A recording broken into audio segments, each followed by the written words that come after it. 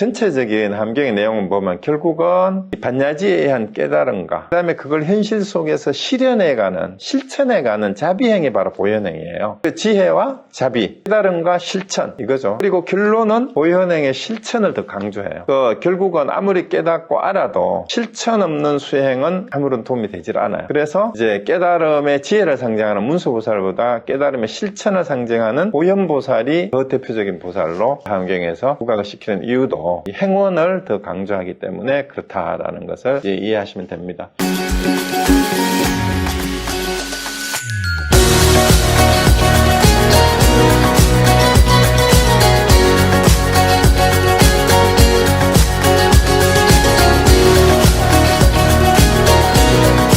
그리고 이제 함사상의 내용은 여러 가지가 있는데 이제 뭐 법신불사상, 성기사상, 열애출연사, 사법계, 벽상원령, 십편연기인데 요 내용을 다 합쳐서 법계연기사상이라고도 얘기를 해요.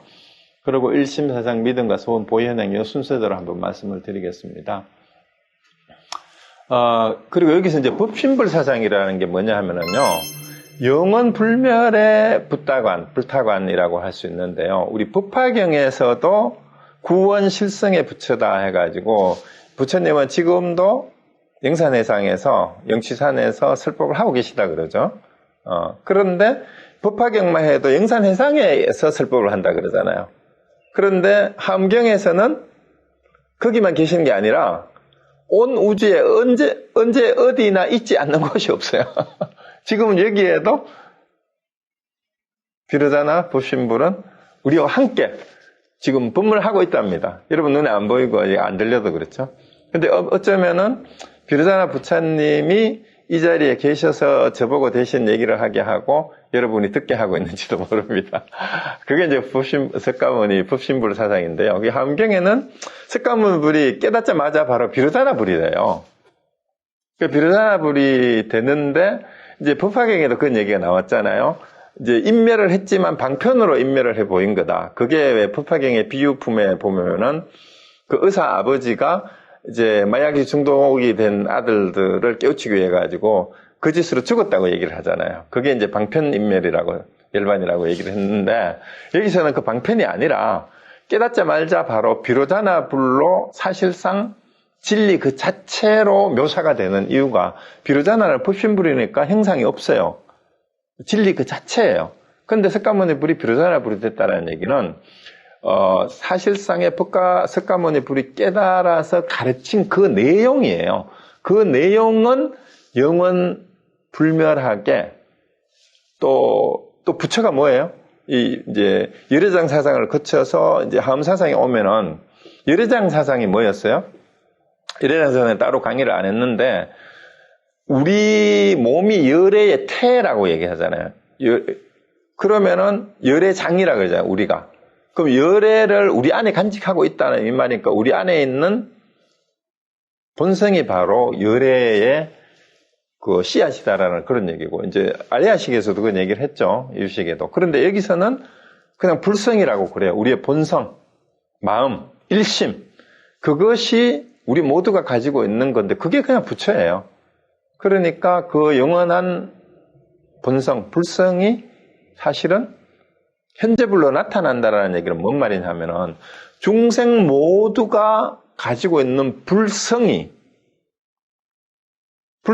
중생이 다 가지고 있다면은 우리 중생이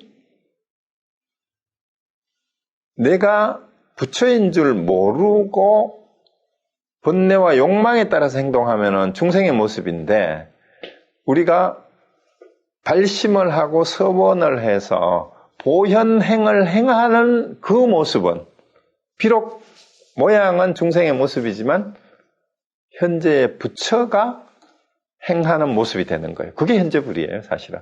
그래서 이제 비로자나는 형상이 없다. 이 얘기는 추상적인 관념으로서의 부처가 아니고 우리 모든 중생이 가지고 있는 불성이기 때문에 모양이 따로 없어요. 왜냐하면 우리 얼굴이 다 다르잖아요.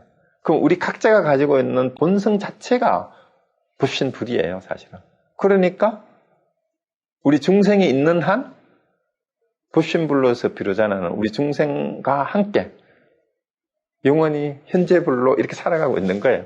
근데 그걸 다만 중생들은 알지 못할 뿐, 깨닫지 못할 뿐입니다. 그래서 이 얘기가 나와요. 60화음과 80화음에도 그때 불타는 부처님은 말이죠. 일체법의 가장 바른 깨달음을 이루어 지혜가 삼세에 모두 평등하게 들어가고 그 몸은 일체세간에 충만하여 그 음성은 널리 시방국토에 이른다. 자, 이게 뭔 말이냐 하면은 부처님이 깨닫고 나서 이 말이에요. 깨닫고 나서 바로 이제 아리옥바다 삼막삼보리를 이루어가지고 삼세에 평등하고 그 지혜가 몸이 일체세간에 충만하다. 이 몸이 벌써 뭐예요? 스카몬이 인간이라는 그 몸이 아니잖아요. 일체세간에 충만했다면. 그 음성이 널리 시방국토에 이른다는 말은 결국은 스카몬의 불이 바로 성도직후의 비로자나 불이 됐다라는 걸 이렇게 묘사하는 거예요. 그러면 그게 뭐겠어요? 부처님이 깨달은 것이 그렇게 됐다는 얘기죠. 그 깨달음의 진리는 원래 이 세상에 충만해 있다 이 말이에요. 그게 이제 그럼 이게 초기 불교 내용하고 다르냐? 그렇지 않아요. 부처님 뭐라 그랬죠? 내가 깨닫기 전이나 깨달은 뒤나 원래 이 진리는 그대로 있었다 하잖아. 그 진리를 말하는 거예요. 그 진리. 그러니까 항상 있는 거죠. 그리고 그거와 하나가 된 거를 얘기하는 거예요. 석가모니 부처님이 깨닫고 나서. 그래서 불신, 그 다음에 이제 열애출현 보면은 불신이 언제나 보리자에 머물러 계시면서 온 세계에 충만하여 널리 중생들에게 나타난다. 근데 이 불신은 바로 이제 법신불로서의 비로자나 불인데 보리자에 있으면서도 온 세계에 충만하다는 얘기는 다 있다는 얘기죠. 어디에나 있다는 얘기예요. 그리고 모든 중생들에게 다 나타난다 이 말입니다. 그래서 이 법신불 사상이 이런 식으로 표현이 됩니다. 그리고 이제 비로자나는 뭔 뜻이냐 하면은 이제 강명편조 밝은 빛이 온 세상에 두루 비친다라는 뜻이에요. 그리고 이거는 결국은 광대무변한 지혜의 강명이 온 세상에 두루 비치고 있다라는 그런 뜻이고요. 그 비로자나 불에 대한 이게 그 중국에서 수식어가 이렇게 되어 있어요. 융삼세간 십신구족 삼불원융 청정법신 비로자나 불 이렇게인데 좀 이제 수식어가 삼세간이라는 말은 이제 여러 가지 기세간하고 이런 걸 다 합쳐서 있고, 이제 십신은 이제 뒤에 나와요. 이제 해경십불하고 행경십불 이것들 다 갖추고 있고, 이제 과거, 현재, 미래 3세의 여러 부처님을 다 포섭하면, 그리고 완전히 청정한 그런 진리의 몸이다라는 뜻인데요. 함경에서는 법신이 비로자나 불의 보편성을 얘기를 하는 거예요, 결국은. 그리고 그것이 관념적으로 머물러 있는 것이 아니라 끊임없이 우리 중생과 함께 활동하고 있다라고 보는 거죠. 그래서 여러 가지 이제 부처의 모습을 뭐 10신이니 13신이니 11신이니 뭐 이런 식으로 표현을 하는데 사실은 뭐 10개의 모습이 아니라 중생의 모든 모습과 이 세상의 다양한 모습으로 다 부처가 다 나타난다라는 거예요.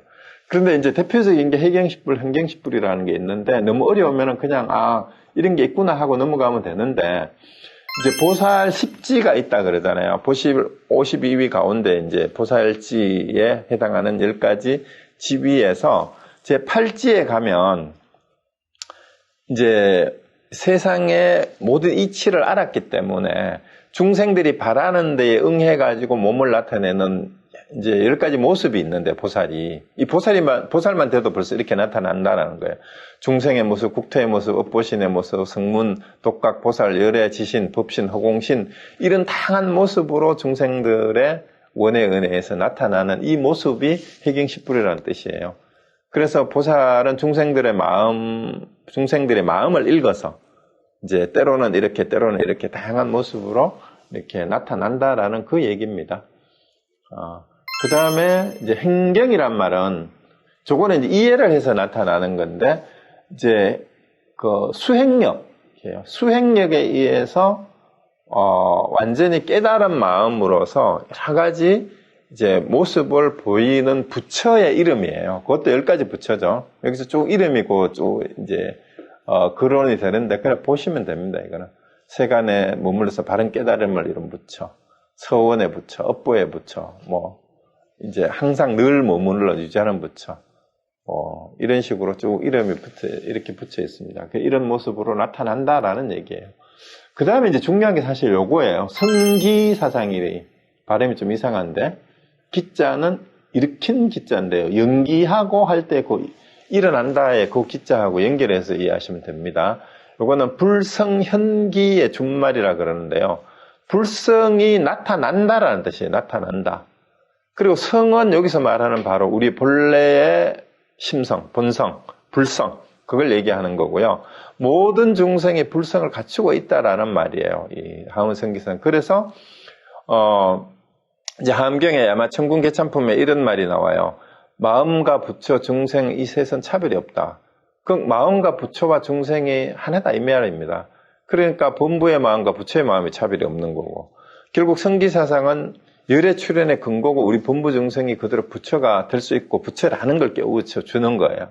그 성기라는 말이 뭐냐면 우리가 본래 가지고 있는 본성이 불성인데 그 불성이 드러나는 것이 뭐예요?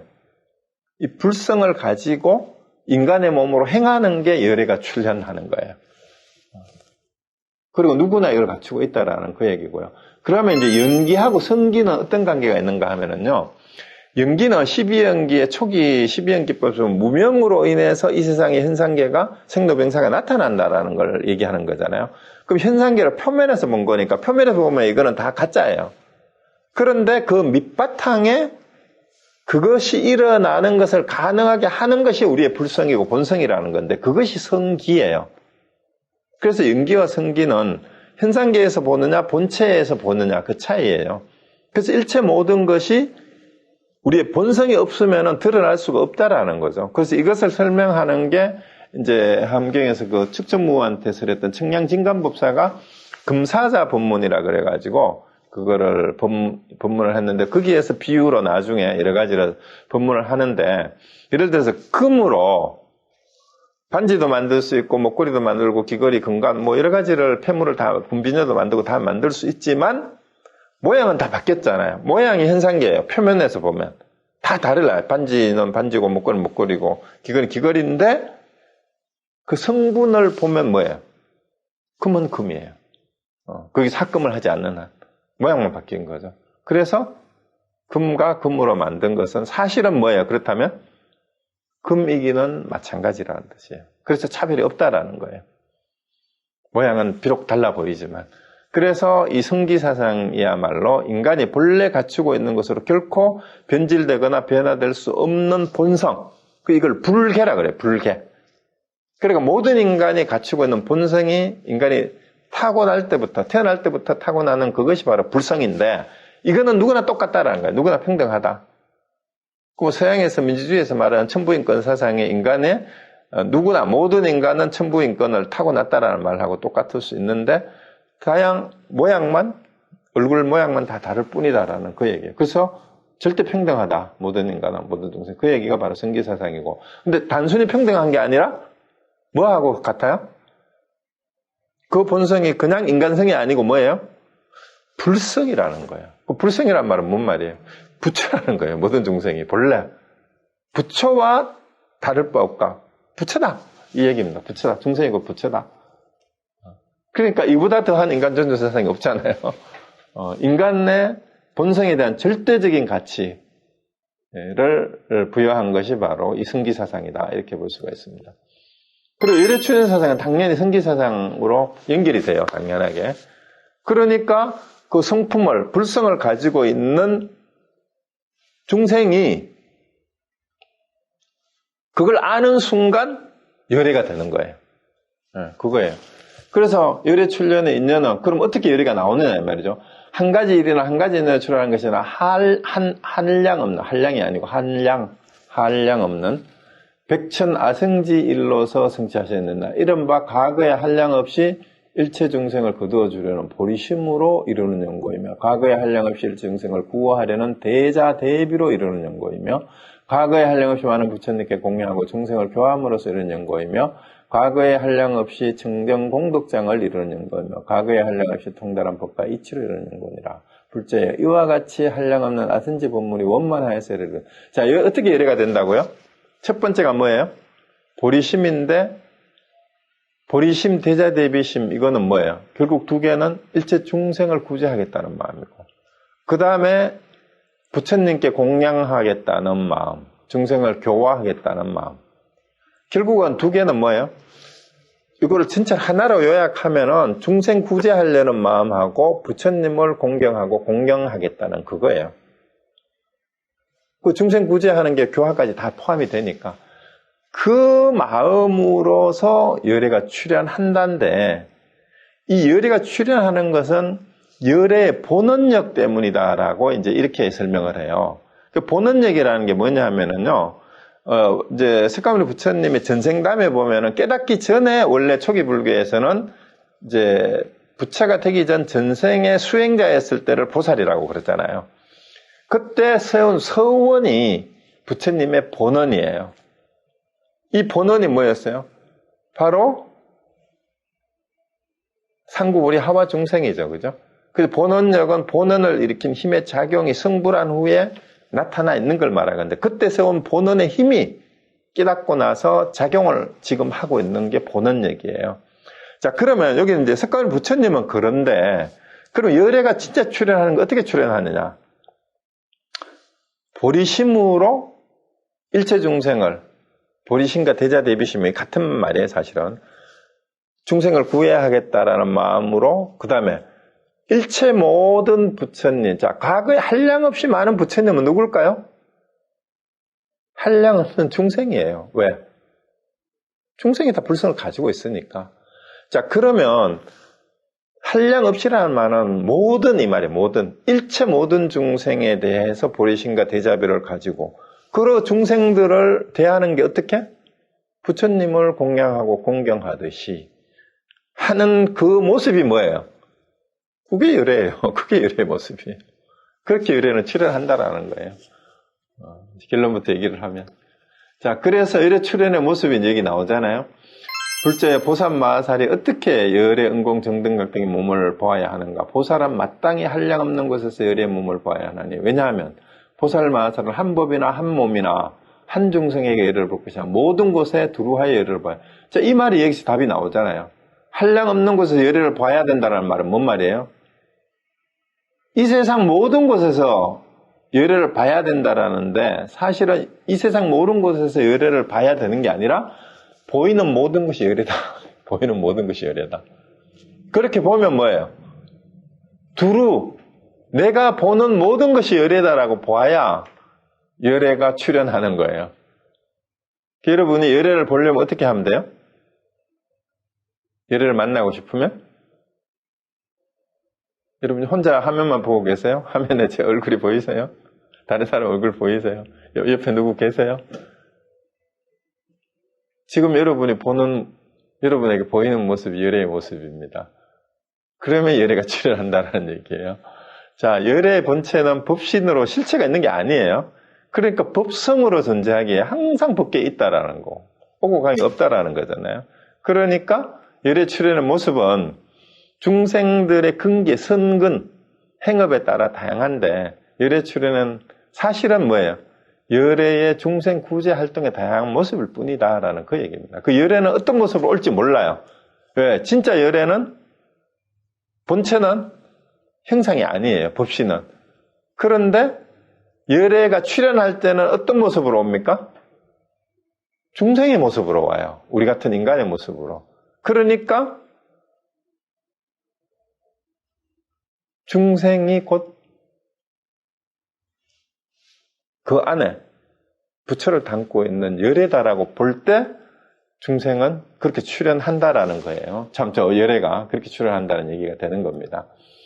자, 그러고 이제 하엄사상에 와서는 초기 불교에서 유식 불교까지만 하더라도요, 그 모든 것을 이제 마음의 연기법의 내용이 우리 마음에서 마음으로 연결이 되는, 그러니까 무명으로부터 시작해서 무명행식 해가지고 쭉 생로병사까지 이어지는 그 과정을 얘기를 했는데, 이제 하엄사상에 와서는 대상 세계마저도 연기의 이 고리 속에 다 들어오는 거다라고 얘기를 하는데, 그래서 이제 불교 학자들 가운데에도 하엄사상은 그렇기 때문에 초기 불교하고 완전히 다르다. 대상 세계에까지 이제 법계 연기라는 이름으로 연기법을 이제 확장을 시켰기 때문에 초기 불교하고 다른 12연계하고는 완전히 다른 거다. 그래서 이걸 평가가 두 개가 다르게 나와요. 자, 초기 불교를 옹호하고 남방불교 쪽에서는 그러니까 이게 불교가 아니다. 왜냐면 부처님이 깨달은 연기법이 아니다. 이렇게 얘기를 해버리는 거예요. 그런데 이걸 긍정적으로 보는 사람은 12연기의 그 틀을 벗어나서 온 우주의 모든 사물에까지도 연기의 법칙을 확장시킨 거다. 업그레이드한 거다. 이렇게 얘기를 해요. 자, 그러면은 그 평가는 잠깐 있다가 이제 하기로 하고 왜 이제 이제 하엄사상에서 말하는 법계 연기가 이제 일부 초기 불교를 이제 옹호하고 초기 불교의 수행자들은 이 거부감을 가지는가? 그 거부감이 근거가 있는 건가? 아니면은 오해한 건가? 하는 것도 이제 한번 검토를 해봐야 되겠죠, 그죠? 자, 일단은 그런 이제 그 법계 연기를 설명하기 위한 그 하엄의 세계관이라고 해야 될까요?